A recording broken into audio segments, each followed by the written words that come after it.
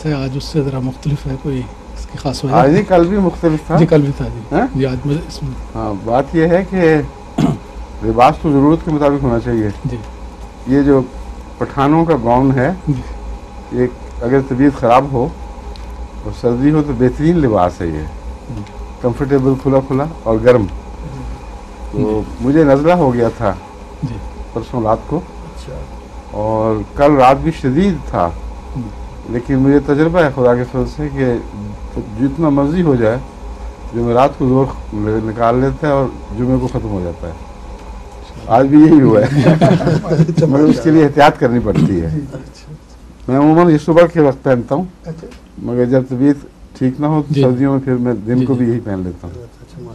समझ गए? जी, ठीक है। आपने पूछ लिया तो लोगों को, दूसरों को भी समझ आ जाएगी, वरना लोग हैरान होंगे जरूर के शायद कोई नई पॉलिसी बदली है जुमे पहनने की।